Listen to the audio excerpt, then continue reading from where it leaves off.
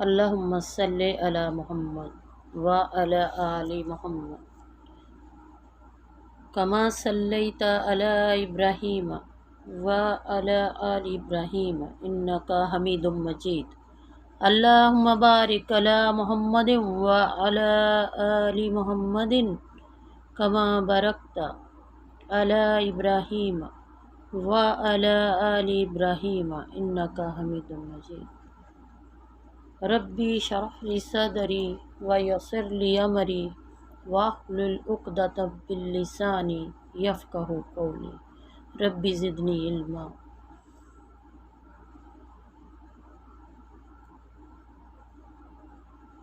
میری پیاری بہنوں اور میرے بھائیوں، میری بہنوں، ہمیں آج سورہ نور کے بارے میں بات کرنی ہے۔ میں آپ کے سامنے سورہ نور کا تعارف اور خلاصہ پیش کروں گی۔ سورہ نور سیکھنا ہمارے لیے بہت ضروری ہے۔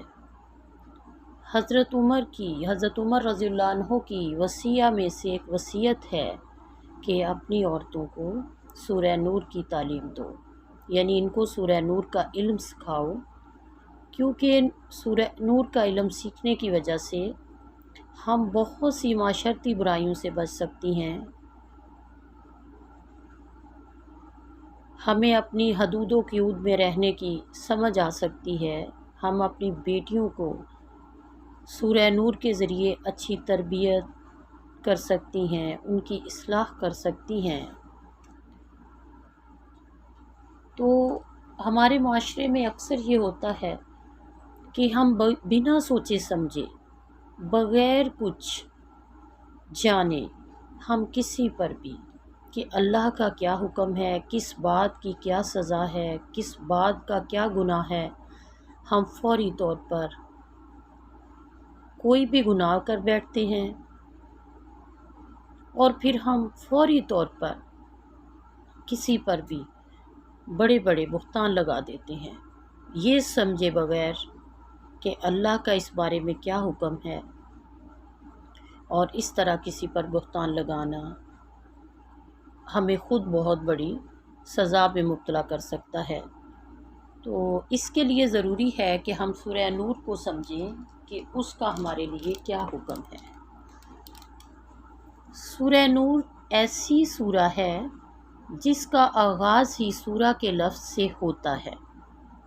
اس کے آغاز میں ہی فرما دیا گیا کہ اس سورت کو ہم نے نازل فرمایا، یعنی اللہ تعالیٰ نے فرمایا، حالانکہ ساری صورتیں اللہ ہی کی نازل کرتا ہے، لیکن اس کے بارے میں خاص فرما دیا گیا، 3 بار تکرار کے ساتھ فرمایا، ہم نے اسے فرض کیا، ہم نے اس میں نازل کی، آیات و بینات، سب صورتیں اللہ ہی کی نازل فرمائی ہیں، لیکن اس کے بارے میں بتایا گیا جو اس صورت کی خاص اہمیت کو ظاہر کرتا ہے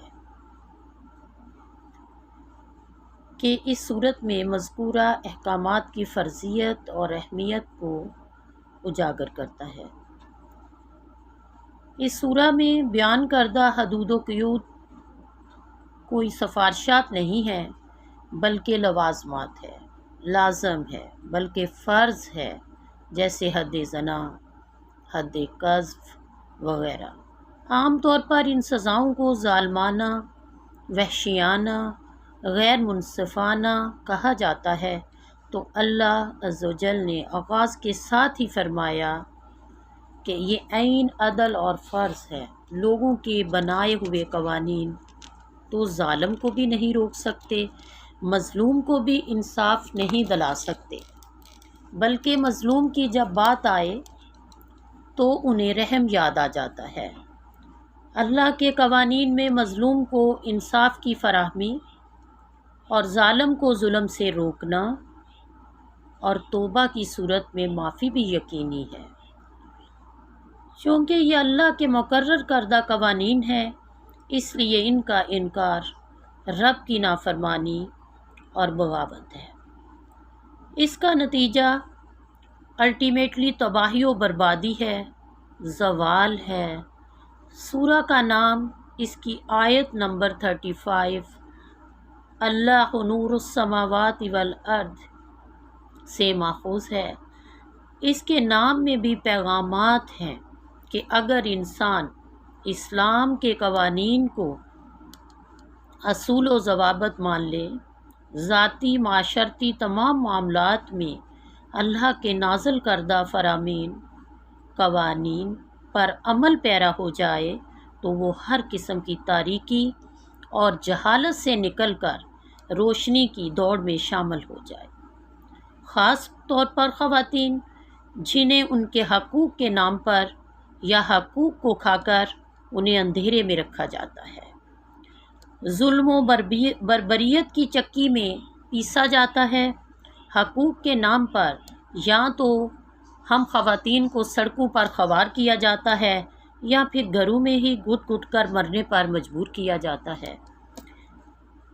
سیدنا عمر رضی اللہ عنہ کی وصیہ میں سے ایک اہم وصیت ہے علموا نساءکم سورۃ النور، کہ اپنی عورتوں کو سورہ نور کی تعلیم دو۔ یہ صحیح سند کے ساتھ عمر رضی اللہ عنہ کا قول ثابت ہے۔ السنن التفسیر 5231 کے ریفرنس سے۔ یہ تحفظ نسواں کا وہ بل ہے کہ دنیا میں اس کی نظیر پیش کرنے سے قاصر ہے۔ یہ مدنی سورہ ہے۔ اس کا شان نزول اور پس منظر بھی بہت اہم ہے۔ یہ 6 ہجری میں واقع ہوا تھا۔ غزوہ بنی مستلق واپسی پر ام المومنین حضرت عائشہ کا ہار گم ہو گیا۔ اس ہار کی تلاش میں وہ دور تک نکل گئی، کسی کو پتہ ہی نہ چلا۔ قافلہ وہاں سے روانہ ہو گیا۔ وہ واپس آئی تو قافلے کو نہ پا کر پریشان ہوئی، لیکن اس واقعہ کو بنیاد بنا کر جو منافقوں نے سازشیں کی، مسلمانوں کو بدنام کرنے کی کوشش کی، خوب ستایا، دل دکھایا، تو اللہ عز و جل نے ایسی تمام معاملات میں صرف یہی نہیں بلکہ تمام معاملات ہم کسی کے ساتھ بھی ہو سکتے ہیں، تو پھر اس کے لیے کیا کرنا چاہیے، کیا قوانین ہونے چاہیے، اور اگر جھوٹ ہو تو کیا ہونا چاہیے، اس کی کیا سزا ہونی چاہیے، اگر کنفرمیشن کی بنیاد پر ہو تو اللہ عز و جل نے تمام اصول و ضوابط، بنیادی قوانین فکس کر دیے ہیں۔ سورت میں جو احکامات آئے ہیں اور جو پس منظر تھا، پہلے میں اس کا خلاصہ آپ کے سامنے رکھتی ہوں۔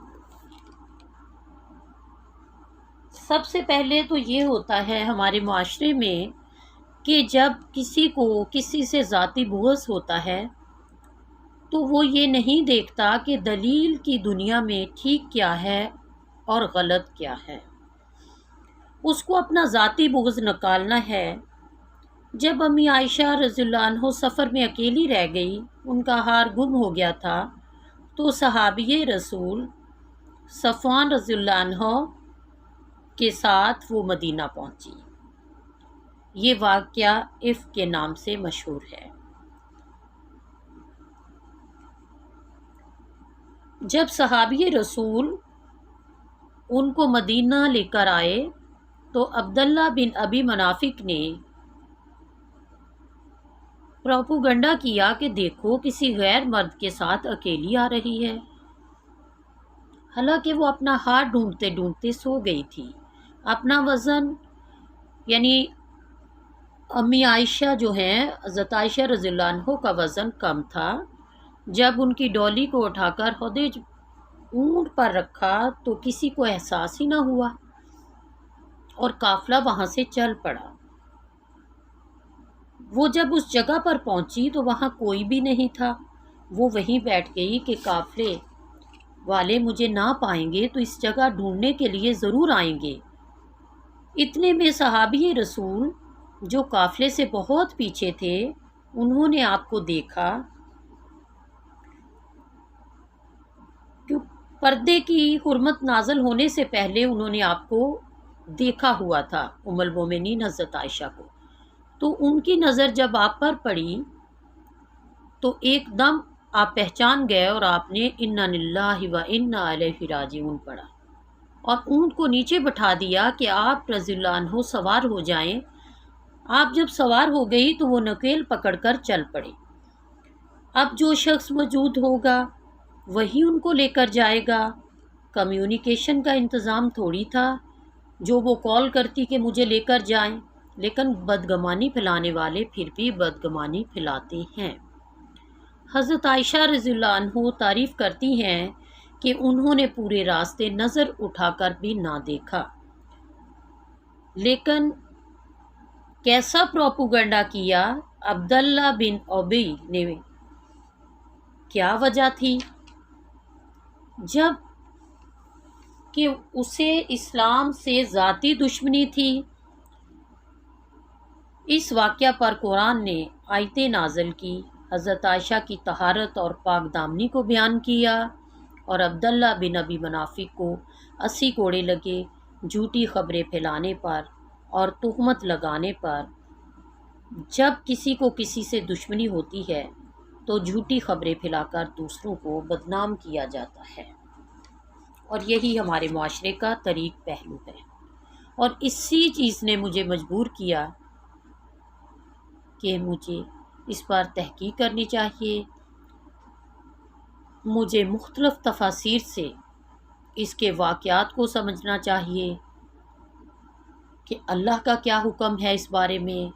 ایک ایک ورڈ کو میں نے اکٹھا کیا، اور یہ میری خواہش تھی کہ میں اب سب بہنوں تک پیش کر سکوں، اور ہم جس طرح بھی دوسروں پر الزام تراشی کرتے ہیں، بہتان لگاتے ہیں، یا ہم کوئی اس طرح کا جرم کرتے ہیں، ہم ملوث ہوتے ہیں ایسے کاموں میں، ہم سمجھ سکیں کہ اللہ نے ہمیں کس طرح پاک دامن رہنے کا حکم دیا، اور کس طرح پھر اس سے بچنے کی ترغیب دی، کس طرح ہم اس کو سمجھ کر اپنی زندگی کو صاف ستھرا رکھ سکتے ہیں، پاک دامن رہ سکتے ہیں اور برائیوں سے بچ سکتے ہیں، ہماری بیٹیاں کیسے ان چیزوں سے بچ سکتی ہیں، اور پھر ہم بہتان، غیبت اور اس طرح کی چیزوں سے بچ سکتے ہیں اور اللہ کی نافرمانی سے بچ سکتے ہیں۔ اب جب اس صورت کا پس منظر تھا، پہلے اس کا خلاصہ میں آپ کے سامنے رکھتی ہوں، کیونکہ جب آپ آیات پڑھیں تو پس منظر آپ کے ذہن میں ہو۔ نمبر 1، اس صورت میں زنا کی حرمت پر بات ہوئی ہے۔ سبھی معاشرے اس کی حرمت پر متفق رہے ہیں۔ زنا کسے کہتے ہیں؟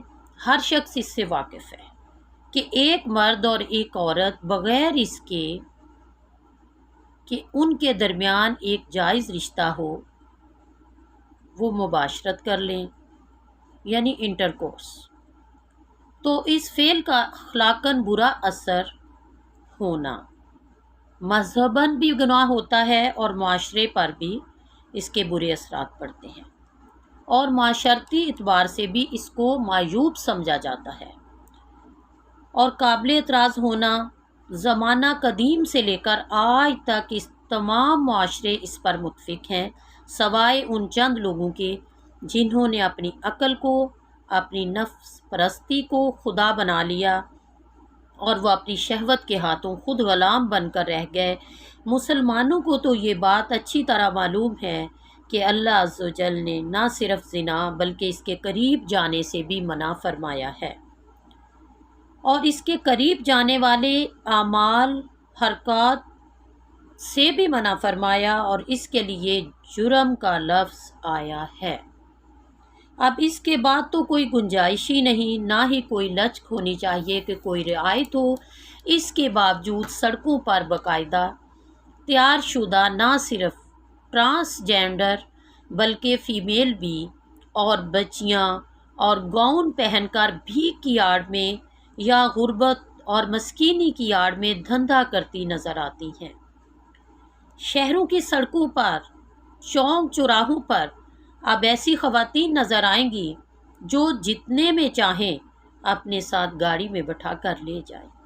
ان لوگوں کو اپنے پیٹ سے غرض ہے، اور مرد جو ہے وہ جسمانی خواہش پوری کرنے کے لیے، یعنی اپنی جسمانی بھوک مٹانے کے لیے یہ کام کر رہا ہے۔ اپنی جنسی خواہش پوری کرنے کے لیے وہ یہ کام کر رہا ہے، اور اس کے لیے یہ دھوکہ دیا جاتا ہے کہ زنا بالجبر تو نہیں ہونا چاہیے، بلکہ اس کے لیے تو سزا ہونی چاہیے۔ اگر اڈلٹری ہے یا پھر رضامندی ہے تو پھر تو یہ کوئی بات نہیں، کیونکہ دونوں راضی ہے یا پھر دونوں کی رضامندی ہے۔ اسلام میں تو اس کو معافی ہے جس کے ساتھ زیادتی ہوئی، کسی کے ساتھ جبراً ایسا کام کیا گیا، اس کا تو کوئی قصور نہیں، اس کے لیے معافی ہے، بلکہ اس کے مجرم کو کیفر کردار تک پہنچانے کا حکم دیا گیا، اور اس کے لیے یہ بھی حکم ہے کہ اس کو شرعی سزا سے دوچار کیا جائے۔ جبکہ وہ آپس کی انڈرسٹینڈنگ سے کرتے ہیں، کسی خواہش کی خاطر یا پیسے وغیرہ کی خاطر جو بھی ہو، ان میں اس کے لیے تو کنفرم سزا ہے۔ اسلام نے زنا کی سزا کوئی ایک بار نہیں اتار دی، بلکہ 3 ہجری میں اسے قابل سزا فعل قرار دیا، لیکن اس وقت یہ ایک قانونی جرم نہ تھا کہ اس پر ریاست کی پولیس یا عدالت کارروائی کرے، بلکہ اس کی حیثیت ایک معاشرتی یا خاندانی جرم کی تھی۔ پہلے خاندان خود ہی اس کی سزا دینے کا اختیار رکھتے تھے۔ حکم یہ تھا کہ اگر 4 گواہ اس بات کی شہادت دے دیں کہ انہوں نے ایک مرد اور ایک عورت کو زنا کرتے دیکھا تو دونوں کو مارا پیٹا جائے اور عورت کو گھر میں قید کیا جائے، اور اس مرد کے ساتھ بھی سختی کا معاملہ کر کے اس کو بھی کہیں دور بھیج دیا جائے۔ اس کے ساتھ یہ اشارہ بھی کر دیا گیا کہ یہ حکم ثانی یعنی دوسرا فیصلہ آنے تک یہ ہے۔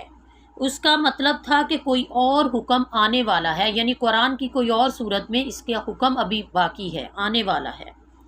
اس کے 2.5-3 سال بعد یہ حکم آیا جو سورہ نور میں ہے، اور سزا کب ملنی چاہیے یہ بھی بڑا اہم ہے کہ زانی کب قابل سزا قرار پاتا ہے۔ اس کے لیے